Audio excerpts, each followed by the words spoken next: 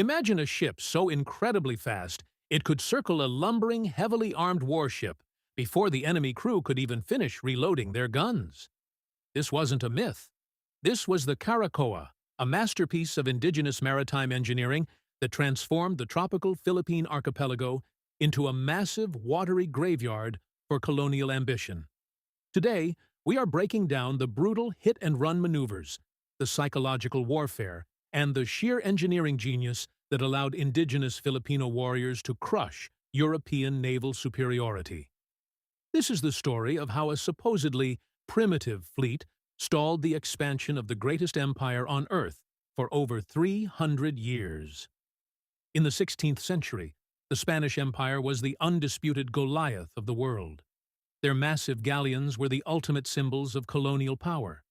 They were essentially floating fortresses, built from thick oak, towering over the water, and designed to dominate the deep oceans with sheer brute force.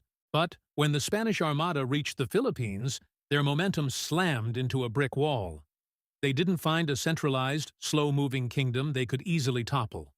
Instead, they found a decentralized network of fiercely independent maritime polities who had spent centuries mastering the sea. The massive Spanish galleons, built for deep-sea dominance, were entirely blind and ill-suited for the jagged coral reefs, hidden sandbars, and shallow straits of the Pacific Islands. The secret to this centuries-long resistance was the architecture of agility. The Karakoa was an engineering marvel. Its signature double outrigger design acted like giant stabilizers, allowing the incredibly narrow hull to execute high-speed maneuvers through shallow, razor-sharp reefs, where the deep bellies of European ships would be violently torn to shreds. More importantly, the Karakoa didn't rely on nature. While the massive Spanish ships were entirely dependent on the wind sitting dead in the water if the breeze died, the Karakoa was propelled by sheer human power. Hundreds of elite warriors paddled in perfect, terrifying synchronization, often to the beat of a war drum or a hypnotic echoing chant that would send shivers down the spines of Spanish sailors. To the frustrated Spanish captains, these ships were sea phantoms. Because they were paddled, a Karakoa didn't even need to turn around to retreat. The warriors simply turned their bodies, dug their paddles into the water, and rowed the opposite way. They could change direction instantly, appearing out of the fog, striking, and vanishing back into the mist before the Spanish could even aim their cannons. This flawless design allowed the indigenous raiders to perfect the art of the hit-and-run. They systematically picked apart Spanish supply lines, burning isolated coastal outposts before the military could even mobilize a response. When forced to fight at sea, the islanders used a ruthless wolf pack strategy. A fleet of Karakoas would swarm a single lumbering galleon. The Spanish cannons were terrifying, but they could only fire in a straight line from the sides of the ship.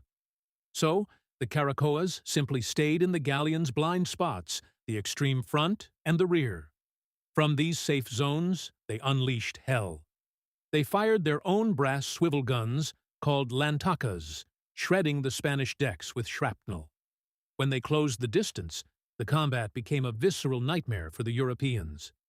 Boarding parties armed with the campilin, a devastating, heavy, single-edged sword with a bifurcated tip designed to catch enemy blades and cleave straight through Spanish armor, swarmed the decks. They also used blow darts and arrows coated in lethal neurotoxins harvested from the jungle. A single scratch would cause a heavily armored Spanish conquistador to die in absolute agony. By mastering the local currents, hidden inlets, and utilizing tidal drops to strand the heavier Spanish ships on the reefs, the indigenous warriors turned the entire archipelago into a deadly tactical maze. This relentless, terrifying resistance caused a massive economic hemorrhage for the Spanish crown.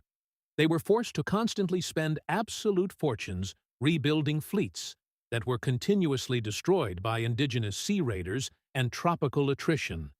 The humid, salt-heavy air rotted Spanish wood and rusted their iron, while the constant paranoia of being watched from the tree line broke the minds of the commanders.